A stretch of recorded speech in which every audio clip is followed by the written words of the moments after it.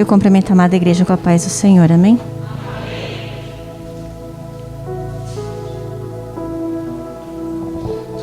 Eu confesso que não é fácil. Estamos, num tempo, de avivamento,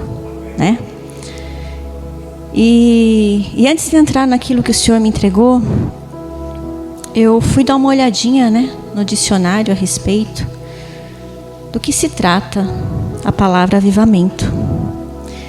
E o dicionário Oxford Languages significa ato ou efeito de avivar-se.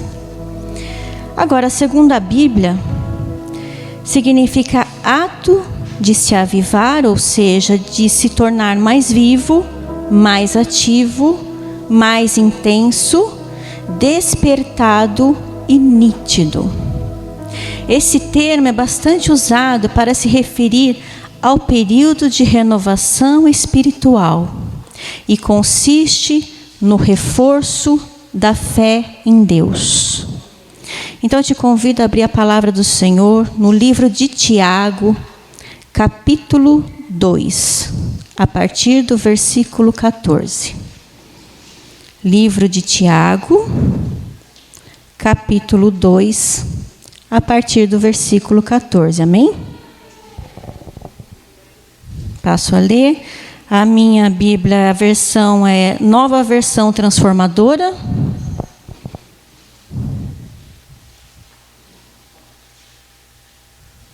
Amém? A fé sem obras é morta. De que adianta, meus irmãos, dizerem que têm fé, se não a demonstram por meio de suas ações? Acaso esse tipo de fé pode salvar alguém? Se um irmão ou uma irmã necessitar de alimento ou de roupa, e vocês disserem, até logo, e tenha um bom dia, aqueça-se e coma bem, mas não lhe derem alimento nem roupa, em que isso ajuda? Como vem, a fé por si mesma, a menos que produza boas obras, está morta. Mas alguém pode argumentar, uns têm fé, outros têm obras. Mostre-me sua fé sem obras, e eu, pelas minhas obras, lhe mostrarei minha fé. Você diz crer que há um único Deus. Muito bem. Até os demônios creem nisso e tremem de medo. Quanta insensatez! Vocês não entendem que a fé sem obras é inútil? Não lembram que nosso antepassado Abraão foi declarado justo por suas ações quando ofereceu seu filho Isaque sobre o altar? Como vem, sua fé e suas ações atuaram juntas, e assim as ações tornaram a fé completa. E aconteceu exatamente como as Escrituras dizem. Abraão creu em Deus e assim foi considerado justo. Ele até foi chamado amigo de Deus. Vejam que somos declarados justos pelo que fazemos e não apenas pela fé. Raabe, a prostituta, é outro exemplo. Ela foi declarada justa por causa de suas ações, quando escondeu os mensageiros e os fez sair em segurança por um caminho diferente. Assim, como o corpo sem fôlego está morto, também a fé sem obras está morta. Amém? Desde que o pastor, anunciou esse tema sobre avivamento, no ano passado, eu venho orando, pastor, perguntando para Deus o que a igreja precisa para experimentar realmente esse avivamento, E glórias a Deus, a resposta veio. O Senhor falou ao meu coração que avivamento, ele é individual e acontece de dentro para fora. Devemos ser obedientes, procurando nos aprofundar em nosso relacionamento com Deus, através de sua palavra, da oração, do jejum. Isso tem que fazer parte da nossa vida de cristão, E isso a gente sempre ouve, né? Todo culto, seja aqui, seja numa igreja que a gente vai visitar, a gente sempre ouve esses passos, né, que o cristão tem que seguir, que é a oração, que é o jejum, que é a palavra de Deus, amém? Mas sabe, igreja, eu sou uma pessoa que eu me cobro muito. Se eu percebo que eu não estou orando como eu deveria, ou não estou lendo a palavra de Deus como eu deveria, eu já começo a orar a Deus pedindo perdão pelo pecado da omissão.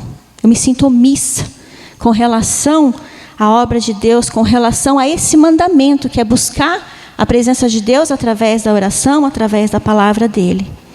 É uma sensação muito ruim. É como se eu não estivesse cumprindo aquilo que realmente eu deveria cumprir.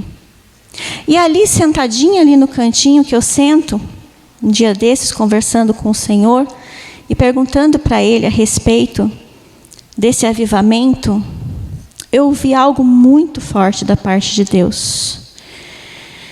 Eu confesso que eu falei para o Senhor, eu não quero pregar sobre isso em lugar nenhum. Ai, papai, eu não quero, é uma palavra muito dura, eu estou com medo. Eu falei bem assim para o Senhor, porque foi algo muito forte ali. E aí o Senhor falou, é isso mesmo, filha, você vai abrir sua boca. E aí quando eu perguntei, mas Senhor, o que precisa para esse avivamento? E aí o Senhor me respondeu com a seguinte pergunta: que evangelho de hipocrisia o meu povo está vivendo? Eu fiquei em choque sentado ali, igreja. Eu não sabia se eu chorava, eu não sabia o que fazer, porque isso é muito forte, isso é muito sério. A palavra que nós acabamos de ler aqui, ela diz que a fé sem obras é morta. Volta comigo um pouquinho lá no versículo 14. De que adianta, meus irmãos, dizerem que têm fé, se não a demonstram por meio de suas ações? Acaso esse tipo de fé pode salvar alguém? Se o irmão ou uma irmã necessitar de alimento ou de roupa, e vocês disserem, até logo, tenha um bom dia, aqueça-se e coma bem, mas não lhe der alimento nem roupa, em que isso ajuda? Talvez você já tenha ouvido vários pregadores falando a respeito disso. Que ao passarmos por aquela porta, nós precisamos fazer a diferença como cristão. Nós precisamos mostrar lá fora quem nós somos, qual é a nossa identidade, da onde que nós somos. Nós somos do céu, nós não somos desse mundo. Temos um céu aguardando por nós. Lá fora a gente tem que demonstrar isso. Mas aí o Senhor falou muito forte ao meu coração a respeito daqui de dentro. Nós estamos falando de um avivamento, e um avivamento aqui dentro da igreja, não lá fora. Tem que começar aqui. Aí o Senhor falou para mim, tem que começar aqui, filha, dentro dessas 4 paredes. Tem que começar aqui dentro. É dentro de cada um. E aqui no versículo 15, está falando sobre as nossas ações. E como que eu quero experimentar esse avivamento? Se quando eu passo por aquela porta, isso foi muito forte a hora que o Senhor falou comigo. Eu entro aqui nesse lugar e eu faço acepção de pessoas. Ah, como assim, irmã? Que história é essa? Imagina, eu não faço acepção de ninguém aqui na igreja. Quer ver como é que a gente faz acepção de pessoas? Você passa por aquela porta, você cumprimenta, vamos supor, eu chego, encontro com a irmã Dani, a paz do Senhor, irmã. E olho o irmão Levi do lado e não cumprimento. E viro as costas e saio. Isso é uma acepção de pessoas. Ai, igreja, não é fácil. Oh, papai, me ajuda. Outra coisa que o Senhor ministrou no meu coração. O irmão falta no culto. O irmão adoece. Mas eu continuo achando na minha cabeça que o problema é do pastor. Ah, pastor, é o senhor que tem que ligar. É o senhor que tem que saber como que está aquele irmãozinho que está doente. Se ele está bem, se ele está precisando de alguma coisa. Não é problema meu. É problema sim, igreja. Nós fazemos parte do corpo de Cristo. É meu, é seu problema sim. Não é só responsabilidade do nosso pastor cuidar dessas ovelhinhas, cuidar desse ministério, cuidar dessa comunidade. Nós somos uma comunidade, nós somos uma família, e tem que ser uma família de verdade. Tem que ser uma família que se preocupa. Tratar o irmão com indiferença. Como isso, irmã Ju? Eu resolvo fazer um almoço na minha casa, um café. Aí eu chego aqui na igreja. Dani, vamos lá tomar um café comigo. Mas de repente a Sueli estava do lado dela. E ouviu convidando. Mas eu nem dei bola para a irmã Sueli. É pecado isso, irmã? Eu convidar as pessoas para minha casa? Não é pecado, igreja, de forma alguma. A Bíblia diz que é bom que os irmãos vivem em comunhão. Não é só no templo, é na casa também. Não é pecado. Diante da situação que nós estamos vivendo, seria até difícil eu convidar a igreja inteira para almoçar na minha casa, tomar um café. Talvez o meu financeiro não ia suportar. Então não é pecado? Não é pecado, desde que eu tenha sabedoria à hora de convidar a minha irmã. Se eu chamar a Dani, eu chamo pelo WhatsApp, eu chamo ali, para não fazer acepção da Sueli. Sabe por que eu estou falando isso, igreja? Porque quando eu faço isso dentro do templo, quando eu começo a separar as pessoas, quando eu começo a deixar de lado, o Senhor falou no meu coração que se forma dentro de uma igreja algo muito triste, chamado as famosas panelinhas. É muito triste isso, quando eu finjo que eu não vejo meu irmão do lado, quando eu não vejo a minha irmã. Outra coisa que o Senhor falou no meu coração, quando eu não seguro a língua dentro da boca. Isso é muito sério. Eu continuo apontando o dedo, eu chego na igreja, eu fico reparando, olha, aquela irmã está assim, está assado, aquele irmão está falando demais, aquele irmão acabou de chegar aqui, está causando. Espera aí, que família que é essa? Que família que é essa que quer experimentar um avivamento da parte de Deus, mas está ainda apontando o dedo, está fazendo divisão? A gente acaba vendo um grupinho aqui, um grupinho ali. E de repente, sabe o que acontece? Sempre fica alguém sozinho. Já aconteceu isso comigo várias vezes, de ficar sozinha. Não digo aqui, em outros lugares. E aí, sabe aonde que forma a panelinha quando isso acontece? Não é só na igreja. Forma a panelinha aqui e forma a panelinha aqui, ó. Sabe por quê? Porque Satanás, ele é muito oportunista. Ele vai começar a lançar as setas e os dardos dele na mente daquela pessoa que está ali sozinha. E ela vai começar assim, olha, aquele irmão convidou fulano e não me convidou. Aquele gosta mais daquele, não gosta de mim. O que eu estou fazendo aqui nessa comunidade? Que eu estou tão indiferente, as pessoas não me olham direito, não me cumprimentam, me ignoram, não me convidam para nada. Será que aqui é meu lugar ainda? Será que eu devo trocar de congregação? Será que eu devo ir embora? O que eu devo fazer? Acho que o meu trabalho aqui... ninguém se importa. Isso são setas malignas que começam a ser lançadas e formar essa panelinha na cabeça daquele que está sozinho. Lembra das confraternizações de final de ano? Então... sabe aquele patrão que zomba da minha e da sua fé? Você não bebe. Você não participa. Mas vamos lá em casa. Vamos lá no churrasco. E aí Satanás já plantou no coração daquele irmãozinho, daquela irmãzinha.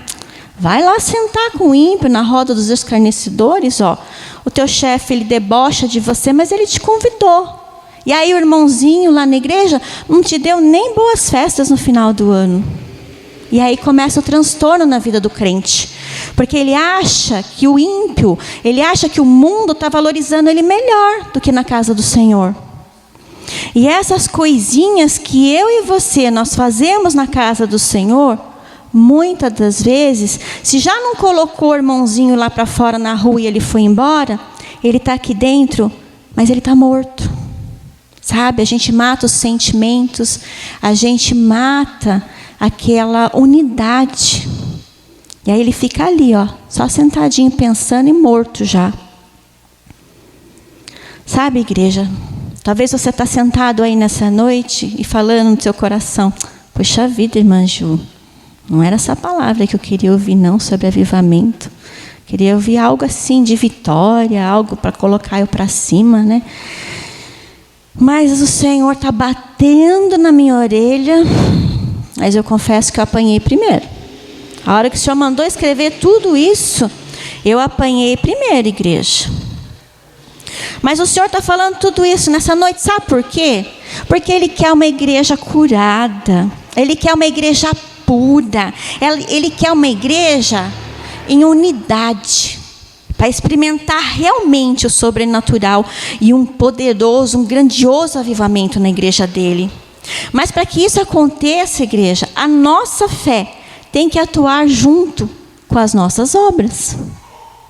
O Senhor nessa noite está abrindo os nossos olhos para que possamos unidos alcançar esse avivamento. Mas tem que começar aqui, ó, individualmente. Tem que partir do nosso interior. E aqui eu quero abrir um parênteses e citar um exemplo do que aconteceu comigo.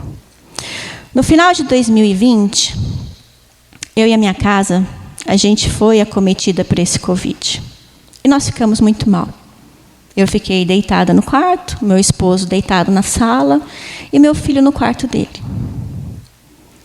Dores terríveis. No 5º dia eu achei que eu não ia suportar. Eu já comecei a orar pelo meu filho, eu já comecei a orar pela minha mãe. Eu pedia para Deus guardar a vida deles, porque eu, brincando até com Deus, eu falei, eu sei que o meu esposo ele é cascudo, ele é mais forte, ele vai aguentar, então eu sei que ele vai se virar, mas guarda meu filho, guarda minha mãe, porque eu acho que eu vou subir, papai. E aí nesse período, deitado na cama, conversando com Deus, eu tenho uma amiga da faculdade, e ela é espírita. E ela me ligou. E ela falou assim, Ju, você está precisando de alguma coisa? Você quer que eu leve alguma coisa para sua casa? Olha, você me fala, porque eu sei que você não pode ir no supermercado, eu sei que você não pode sair, um remédio. O que você precisar, você me liga e eu vou aí. Falei, muito obrigada, eu agradeço, mas nós estamos bem, né? Nós vamos passar por tudo isso. E aí eu fiquei pensando naquilo. E aí passaram-se os dias. Teve dias, igreja, que eu comecei a orar e falei, Senhor, incomoda alguém da igreja, incomoda um irmãozinho. Não precisa ser lá da Shalom, pode ser de outro lugar. Quantas vezes eu já vi o Senhor usar irmãos de fora e trazer coisas em casa. Eu falei, Jesus, a gente não pode sair daqui, eu não consigo sair dessa cama. Ah, Jesus, eu queria tanto uma maçã. Queria tanto um suco de laranja gelado, daqueles da garrafa lá do mercado. E eu orando ali, pedindo ao Senhor. Mas eu falei, eu não vou incomodar, não. Pastor também me mandou mensagem, irmã Valdeirês também, Ju, você precisa de algo. E eu ainda orei e falei, Jesus, levanta alguém para trazer um suco para mim. Tá difícil. Isso porque eu não estava sentindo sabor de nada, cheiro de nada, tudo tinha ido embora. Mas eu queria o suco e a maçã. E aí passaram-se os dias. Graças a Deus a gente recuperou. Passado mais ou menos, acho que um mês, essa minha amiga, ela foi acometida pela Covid. Ela, o esposo e uma filha de 10 anos, 9 anos. Estava bem, só que ela não poderia sair da casa. Uma vez que todos têm que fazer, né? O bendito, né? Ficar escondidinho ali, a casa inteira tem que ficar. E aí ela me passou mensagem e falou assim, Ju, agora a minha casa está doente. E aí o Senhor puxou a minha orelha.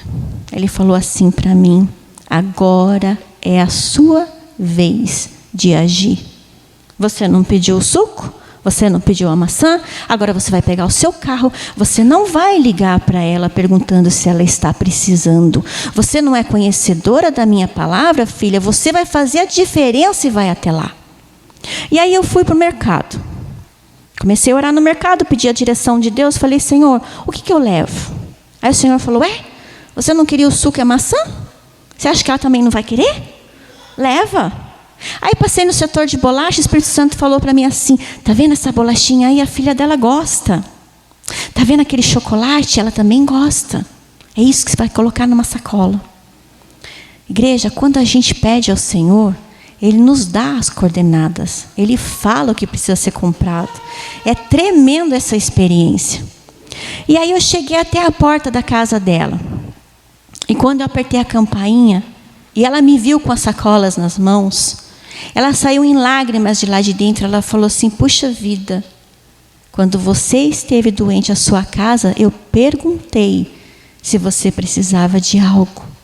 Mas você está fazendo a diferença na minha vida hoje. Você não me perguntou, você veio, você trouxe, minha amiga. Como eu gostaria de te abraçar e não posso. E ela chorou, ela falou assim: puxa vida, eu falei com Deus que eu precisava de algumas coisas. Eu falei: mas o Senhor me mandou até aqui. E aí eu entreguei assim no portão, e ela falou assim: eu nunca mais vou esquecer o que você fez por mim hoje. Só que ao mesmo tempo eu te peço perdão, minha amiga, porque eu estou envergonhada, porque eu não tive tal atitude para com a sua vida. E você fez isso pela minha casa. E aí sabe o que aprendi com tudo isso, igreja, de lá para cá? De lá para cá eu aprendi algo muito forte. Que as minhas ações têm que fazer a diferença. Não é eu perguntar. Se Deus te mandar, não pergunta, não questiona, faça.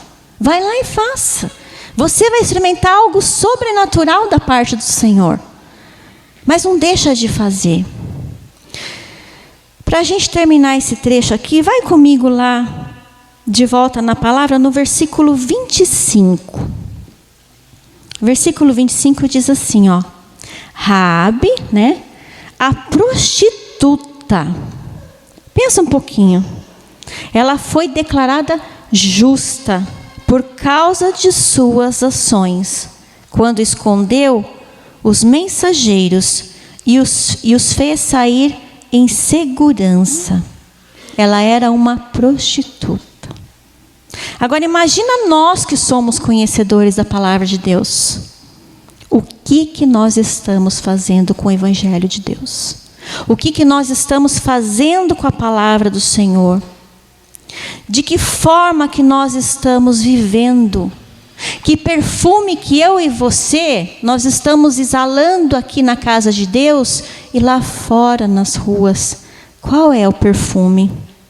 Nós precisamos fazer a diferença. Só que essa diferença tem que começar aqui. Não é ali da porta para fora. Não é dentro da minha casa somente. Mas tem que começar aqui, hoje, nessa noite. Aqui dentro. Amém? Outra coisa que acho que alguns anos atrás eu comentei aqui, mas o Espírito Santo está cobrando agora isso de mim. Falar que as coisas que estão acontecendo lá fora não é problema seu, é problema sim. Um dia eu cheguei na casa da minha sogra, era um domingo, era folga do Santana. E quando eu passei pela porta da cozinha, a minha sogra falou assim: o Danilo sofreu um acidente gravíssimo de moto. Ele está na UTI de Bragança, ele está mal. Eu acho que ele nem escapa dessa. E eu passei reto com aquele ar tipo assim: nem conheço, né?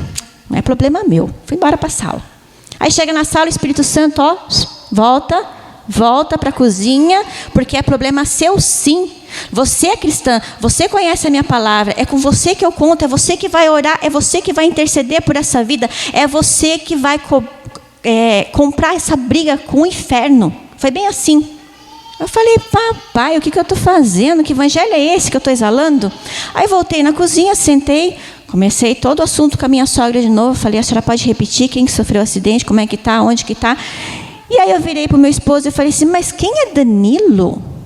Ele falou assim: Ju, você conhece? A gente conhece ele pelo apelido, alemão. Aí eu fiquei em estado de choque, igreja. Porque tipo assim, uma vez que eu não conheço, não é problema meu. Aí o Espírito Santo falou: é problema sim. O que você está fazendo, menina? E aí daquele dia em diante o Senhor falou assim para mim: você vai sim comprar essa briga pela vida dele. E aí quando eu cheguei aqui em Bragança, a primeira coisa que eu fiz foi chegar até a UTI, pedir licença para entrar. E quando eu entrei lá, eu achei que eu não ia suportar aquele lugar. Aquelas máquinas ligadas, aqueles bips funcionando. E eu falei: Senhor, eu não tenho estrutura para isso. Mas o Espírito Santo falou assim para mim: você precisa ter estrutura para aquilo que eu pretendo fazer na sua vida lá na frente. Agora é a lição que você precisa aprender. E eu falei: amém, eis-me aqui. Aí me aproximei daquele leito, aquele rapaz em estado de coma, e a médica olhou para mim e eu comecei a chorar descontrolada, e eu não sabia o que fazer. Aí a médica falou: você deve ser parente muito próximo dele, você está se acabando em lágrimas. Eu falei: não, eu sou só uma amiga, e nem era assim uma amiga tão próxima. Mas aí o Senhor, Ele é tão tremendo, tão maravilhoso, que Ele dá as coordenadas. Porque quando o Senhor quer que você experimente o sobrenatural dEle, quando o Senhor quer que você veja o milagre concretizar na sua frente, o Senhor te dá todas as coordenadas do processo para você experimentar o milagre, aleluia. E aí o Espírito Santo falou: vá até o ouvido dele e ore. Ore como você nunca orou. E eu cheguei no ouvido dele e comecei a orar: Pai, eu creio que se o Senhor tem um propósito na vida desse moço, o Senhor vai colocar ele em pé, sem sequelas nenhuma, papai. Mas se já é terminado o tempo, tira ele dessa situação, não deixa ele dessa forma. E eu vi aquela pessoa em coma, a lágrima descer e entrar no ouvido. E eu saí dali inconformada. E eu falei: eu vou abrir o bocão e vou profetizar.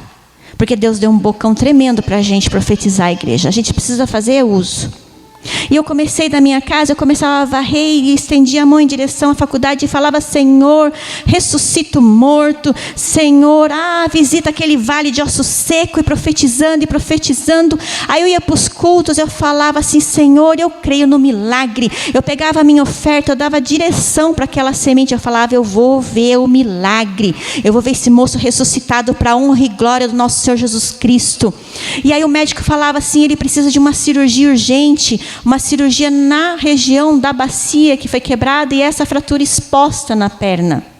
E o irmão dele, naquele acidente, já tinha tido morte instantânea, para vocês terem uma noção da gravidade do acidente. Moto parado ainda, eles foram atropelados por um caminhão. E eu orando e profetizando, e o Senhor me mostrando coisas em sonho, daquilo que Ele ia fazer. E outro dia eu levantava mais animada, aí eu chegava lá e visitava. Quando eu tinha oportunidade, eu entrava, ungia esse rapaz. Quando a família estava lá, que eu não podia fazer isso, eu orava pelo vidro. E para minha surpresa, um dia eu cheguei lá e encontrei aquele moço sorridente, acordado, com um sorriso de orelha a orelha. Glória a Deus, porque o Senhor tinha tirado ele do vale da morte, já tinha feito a cirurgia da bacia, já tinha feito a cirurgia do fêmur. E quando eu tive a oportunidade de adentrar naquele lugar, eu abracei aquele moço e eu falei: menino, como Jesus te ama tanto. Porque o Senhor tinha me mostrado em sonho ele na forma de um menino de 3 a 4 anos de idade, sendo salvo. E esse rapaz tinha na época entre 30 a 40 anos. E eu falei para ele: agora o próximo passo, eu vou te visitar na sua casa e vou te levar um presente. E o Senhor me deu a graça de ir até a casa dele e levar uma Bíblia e falar do amor do Senhor para ele. Está lá vivo para a honra e glória do Senhor Jesus, andando para tudo quanto é lugar. Perfeito, porque Deus não faz nada pela metade. Ele faz perfeito. A obra dele é completa. Tem uma prima também que o Senhor fez completo, pastor. Daquela vez que eu pedi oração aqui, o Senhor restaurou o osso da perna. O Senhor fez crescer. E hoje ela está caminhando perfeitamente para a honra e glória do nome do Senhor Jesus. Esse é o nosso Deus, igreja. Esse é o nosso Deus que conta comigo e com você. Mas para ter esse avivamento, o Senhor está falando nessa noite que precisa tirar tanta coisa da nossa vida. Precisa fazer a limpeza, precisa ser curado, amém? Se coloque em pé. O Senhor nos convida nessa noite a mergulharmos no mais profundo para sermos curados, avivados. E sabe o que Ele falou para mim que eu achei tão tremendo? Filhos curados ajudam os irmãos a se curarem. Você tem que estar nessa noite aqui, com o coração aberto para ser curado, para você olhar à sua volta e ajudar o seu irmão. Feche seus olhos físicos nesse momento e abra seus olhos espirituais. Abra sua mente, o seu coração, Fale para o Senhor nesse momento que você quer enxergar os irmãos à sua volta com os olhos dele. Peça sensibilidade para perceber a necessidade do irmão e poder ajudá-lo. Fale para o Senhor que você quer fazer essa diferença e que você quer experimentar esse avivamento glorioso, amém? Pai, estamos aqui nessa noite, seus filhos, e o Senhor, como um pai maravilhoso que nos ama, nos deu nessa noite uma bela puxada de orelhas. Ah, que imenso amor para conosco, papai. Agora eu te peço, meu paizinho, limpa-nos, cura-nos, manifesta o teu poder em nossas vidas, para louvor e glória do teu santo nome. E eu já te agradeço, papai, por tamanha obra que o Senhor quer fazer através de nossas vidas. Eu creio, Senhor, que Bragança Paulista conhecerá a comunidade Shalom como uma comunidade curada, como uma comunidade limpa, como uma comunidade nítida, irmãos verdadeiramente que cuidam uns dos outros. Aqueles que se achegarem por aquela porta, vai conhecer o teu nome através dessas vidas, porque nós cremos, papai, que a partir de hoje o Senhor nos fará caminhar por Bragança Paulista, exalando o teu doce perfume. O Senhor nos fará a partir dessa noite a olhar a nossa volta aqui no templo, Senhor, não fazendo acepção de pessoas, mas cuidando sim uns dos outros, como famílias verdadeiras, como irmãos em Cristo Jesus. Eu peço, crendo e agradeço pelo milagre, em nome de Jesus. Amém e amém. E as palmas são para o Senhor.